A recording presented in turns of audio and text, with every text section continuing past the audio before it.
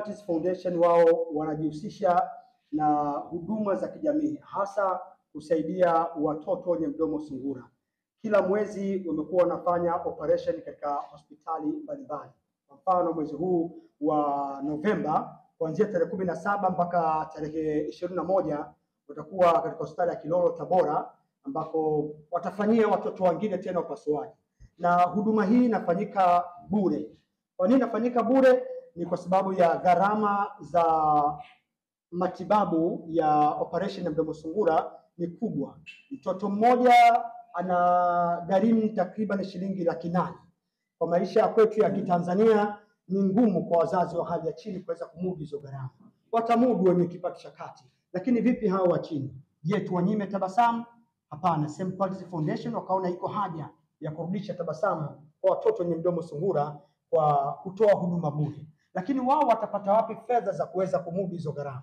Wakaanzisha kitu kinachoitwa SQF Cleft Marathon, ambapo mwaka huu msimu wa 7 inafanyika sasa Zanzibar. Kwa nini Zanzibar? Kwa sababu Zanzibar ni moja kati ya eneo ambalo lina watoto wengi wenye changamoto hiyo, na hii ni mara baada ya mwezi Aprili kufanyika hapa Zanzibar katika hospitali ya Mnazi Mmoja, ikionekana kuna uhitaji mkubwa sana.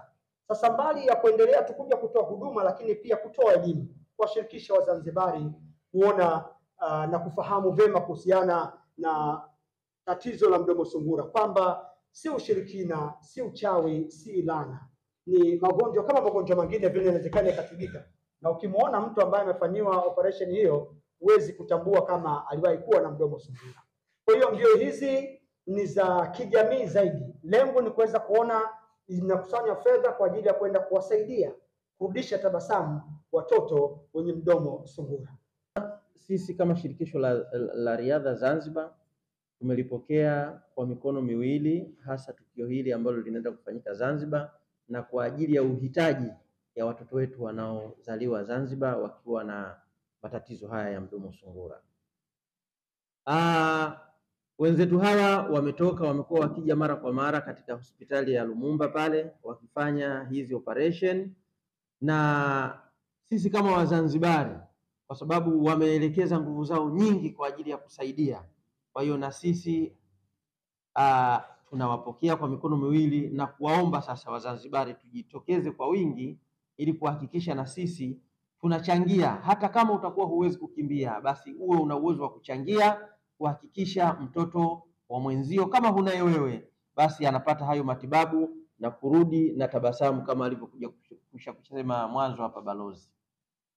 Hapa Zanzibar tutakuwa tuna vituo vitatu vya usajili, na hivyo vituo, kimoja kitakuwa hapa Amani hapo Milingotini, kituo kingine kitakuwa Michenzani Mall, na kituo kingine kitakuwa pale Forodhani Garden sehemu ya Makachu pale.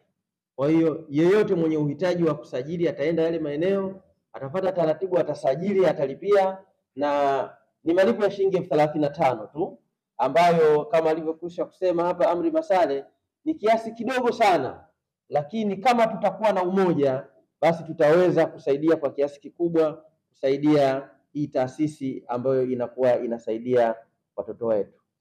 Tuko maalum kuhamasisha umma wa Watanzania kusaidia jambo hili ambalo kama walivyokwisha kusema mabalozi wenzangu hapa, huduma ya mtoto mmoja ni shilingi 800,000, ambayo ukiitamka ni gharama, lakini kwa umoja wetu kisimama kwa pamoja, hili jambo linawezekana, na si lazima uje kukimbia.